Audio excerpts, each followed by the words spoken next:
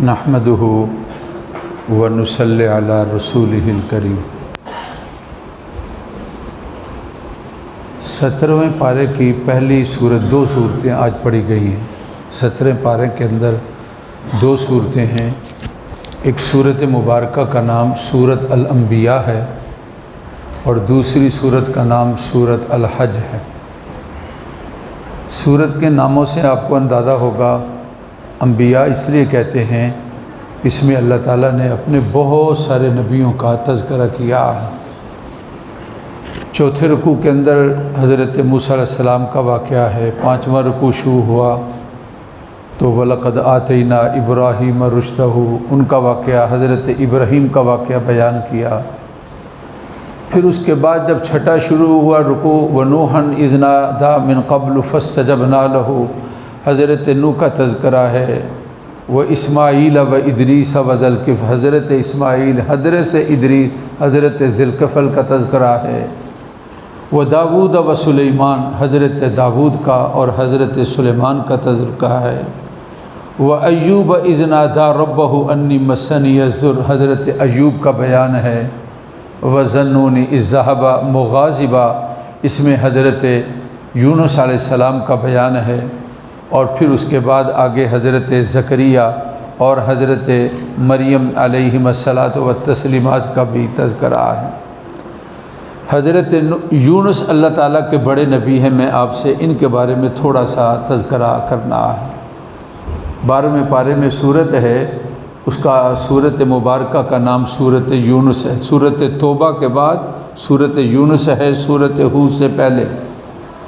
یہ انبیاء میں بڑے نبی ہیں، ان کا نام ہے یونس بن متا۔ متا ان کے والد گرامی کا نام ہے۔ نیوتا ایک بستی ہے، اس بستی کے یہ رہنے والے ہیں۔ قرآن مجید نے یہ بیان فرمایا، آپ نے قوم کو دعوت دی، اللہ تعالیٰ کا پیغام سنایا، صاف انکار کر دیا، نافرمان ہو گئے۔ اللہ تعالیٰ کی طرف سے اشارہ ملا کہ اس قوم پر پکڑ آئے گی، ہمارا عذاب آئے گا، اور اس کی یہ علامت ہیں، اور جب عذاب آئے گا تو پھر آپ نے چلا جانا ہے۔ قرآن مجید کہتا ہے کہ جب عذاب کی علامتیں شروع ہوئی تو آپ بستی سے نکل گئے۔ بستی والوں کو جب پتہ چلا کہ یونس یہاں نہیں رہا اور ہمیں بتا رہا تھا کہ عذاب آئے گا، جتنے لوگ بستی والے تھے، بوڑھے، جوان، مرد، عورتیں، بچے، سارے بستی سے باہر نکلے اور اپنے اللہ سے رو رو کر دعائیں کرنے لگے کہ ہمیں معاف کر دیجیے۔ قرآن نے بیان فرمایا کہ جس وقت ہمارا عذاب آ جائے پھر وہ نہیں ٹلتا، الا قوم یونس لما آمنوا کشفنا عنہم عذاب الخزي، جب وہ ایمان لائے تو ہم نے ان سے ذلت والے عذاب کو ہٹا دیا۔ اب پتہ چل گیا حضرت یونس علیہ السلام کو کہ عذاب جو ہے وہ نہیں آیا، تو اب یہ کہ بستی والے کیا کہیں گے کہ اللہ کا نبی اور بات ان کی پوری نہیں ہوئی، حالانکہ بستی والے اس میں تھے کہ یونس کہاں ہمیں ملے اور ہم ان کی تابع داری کریں اور فرما برداری کریں۔ یہ آگے چل پڑے، بستی میں واپس نہیں آئے، انتظار نہیں کیا اللہ تعالیٰ کیا حکم دیتے ہیں، آگے جانا ہے یا پیچھے جانا ہے۔ اللہ تعالیٰ کو یہ ان کا انداز پسند نہ آیا، آگے چلے تو آگے دریا تھا، اس کو عبور کرنا تھا، کشتی تھی، کشتی والوں نے آپ کو بٹھا لیا۔ اب کشتی درمیان کے اندر یعنی ہلنے لگی اور بیلنس اس کا خراب ہو گیا۔ کشتی والوں نے کہا کہ ایک شکل ہے، کوئی آدمی قربانی دے دے اور اس کی وجہ سے کشتی اور سارے کشتی والے بچ جائیں گے، جتنا بوجھ ہے ہم کنارے تک نہیں پہنچ سکتے۔ اور پھر اس کے بعد کئی روایات ہیں، چنانچہ قرہ اندازی کی تو قرآن مجید یہ بیان کرتا ہے، فساہما، سہم کا معنی ہوتا ہے قرآن اندازی کرنا، فساہما فکان من المدحضین، چنانچہ جب قرآن اندازی کی تو اس کے اندر نام حضرت یونس کا نکل آیا۔ اب نام نکلا تھا، وہ لوگ نہیں چاہتے تھے کہ یہ نیک صالح کو بزرگ لگ رہے ہیں، ہم ان کو کشتی سے دریا میں نہیں جانا دیں گے، لیکن آخر کشتی اور قرآن اندازی میں نام تھا، اپنے کو تیار کیا اور چھلانگ لگا دی پانی کے اندر کہ میں بگوڑا ہوں، اپنے رب کے حکم کا انتظار، سری انتظار نہیں کیا تھا، لہذا میں اپنے آپ کو پانی کے سپرد کرتا ہوں، ادھر ایک مچھلی تھی بڑی، انتظار کے اندر اللہ تعالیٰ نے کہہ دیا یہ خوراک نہیں ہے، یہ تمہارے پیٹ کے اندر رہیں گے کچھ وقت کے لیے، تم نے اس کو بطور خوراک کے نہیں کھانا 3 دن تک۔ قرآن کہتا ہے کہ لولا ان کان من المسبحین للبث فی بطنہ الی یوم یبعثون، اگر یہ ہماری پاکی اور تسبیح نہ پڑھنے والے ہوتے تو قیامت تک مچھلی کے پیٹ کے اندر رہتے۔ چنانچہ آپ مچھلی 3 دن تک وہاں رہے، اس سے اور بھی روایات موجود ہیں۔ تو پھر آپ نے اس مچھلی کے پیٹ کے اندر اللہ نے آپ کے ذہن میں ایک دعا ڈالی، کہتے ہیں کہ آپ نے نیچے پانی کی تہوں میں پانی مچھلی نے لیا اور نیچے لے گئی، پتہ نہیں کہاں نیچے لے گئی، نیچے کہیں آپ گھومتے پھر رہے تھے وہ مچھلی کے ساتھ ہی اس کے پیٹ میں، تو آپ نے اللہ تعالیٰ کی یاد کو سنا، کوئی مخلوق اللہ تعالیٰ کا نام لے رہی ہے، تو پھر اس وقت حضرت یونس بھی متوجہ ہوئے۔ قرآن نے، میں صرف ترجمہ آپ سے عرض کروں گا، وَظَنُّونِ إِذْ ذَهَبَ مُغَاضِبًا فَظَنَّ أَن لَّن نَّقْدِرَ عَلَيْهِ، تو مچھی والا جب وہ غصے کے ساتھ وہاں سے نکل پڑا اور ان کا خیال یہ تھا کہ ہم ان پر کوئی تنگی نہیں پیدا کریں گے، گرفت نہیں کریں گے، تو پھر کہا کہ وَظَنُّونِ إِذْ ذَهَبَ مُغَاضِبًا فَظَنَّ أَن لَّن نَّقْدِرَ عَلَيْهِ، تو پھر انہوں نے وہاں فنادى فی الظلمات، ظنون مچھلی کو کہا جاتا ہے، مچھلی والا یہ حضرت کا لقب بن گیا حضرت یونس کا۔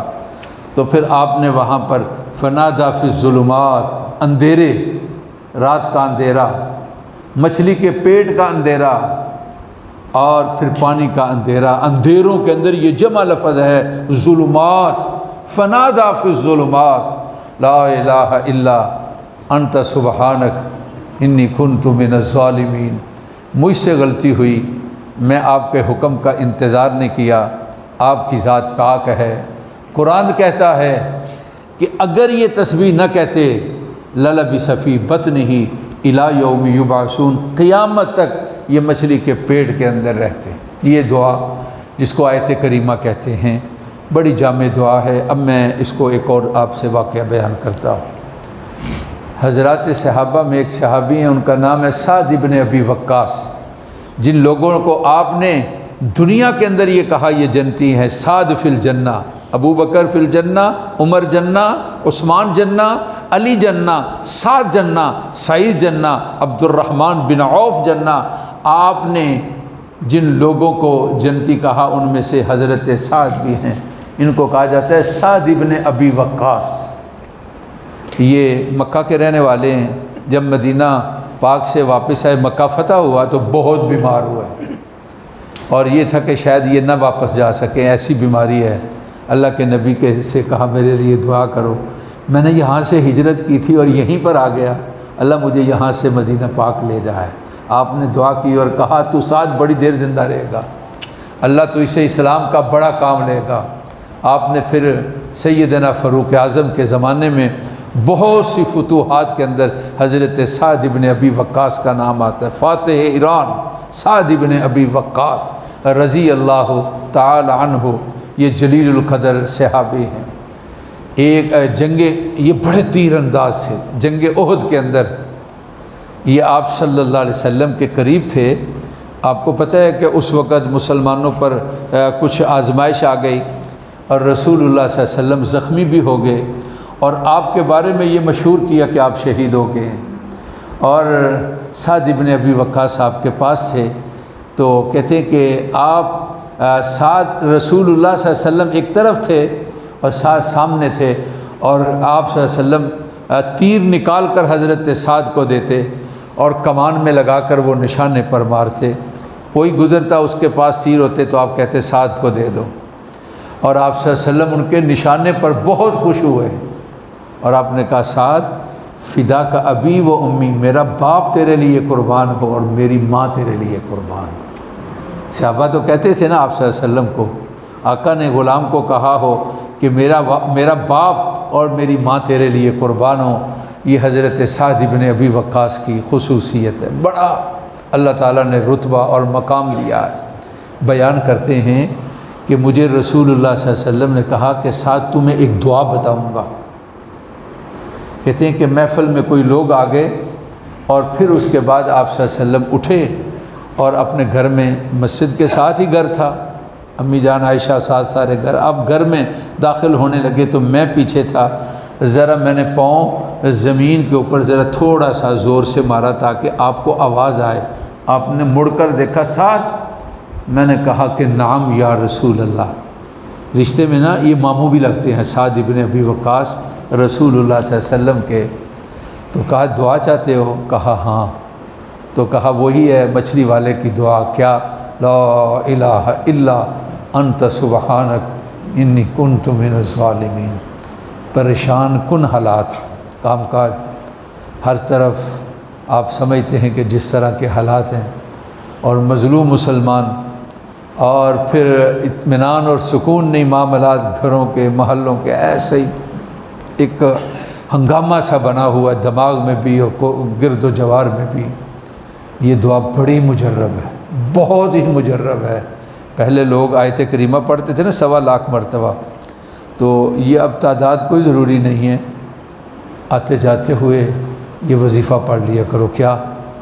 لا الہ الا انت سبحانک انی کنت من الظالمین۔ حضرت سعد نے کہا کہ اللہ کے نبی یہ صرف ان کے لیے تھا کہ ہمارے لیے بھی ہے؟ آپ نے فرمایا سعد آگے نہیں پڑھا کہ قرآن یہ کہتا ہے فنجیناہ من الغم، جب انہوں نے یہ پڑھا تو ہم نے ان کو تکلیف سے بچا لیا، حضرت یونس کو، وَكَذَلِكَ نُنْجِي الْمُؤْمِنِينَ، اس طرح ہم ایمان والوں کو بھی بچا لیا کرتے ہیں۔ کیوں جی؟ اس کا ورد ہوگا۔ ہمارے استاد اللہ کو پیارے ہو گئے، وہ بڑی تاکید کرتے تھے، پر مولانا مفتی رفیع عثمانی صاحب بڑی تاکید کرتے تھے، اور پھر ان کی تحریر بھی آئی کہ پریشان کن حالات میں اس وظیفے کو مائیں بہنیں بھی، بچے بھی، بزرگ بھی، بیٹھے بھی، چلتے بھی اس وظیفے کو عام کرو، لا الہ الا۔ بہت بڑی پریشانی تھی، کن کے لیے؟ حضرت یونس کے لیے۔ مچھلی کی پیٹ سے جس وظیفے نے حضرت یونس کو باہر نکالا وہ کیا تھا؟ اور قرآن نے کہا ہے کہ ہم نے اس وجہ سے آپ کو بچا لیا، وگرنہ قیامت تک آپ اس میں رہتے۔ اب اس کے فائدہ مند ہونے میں کیا شک باقی رہ جاتا ہے؟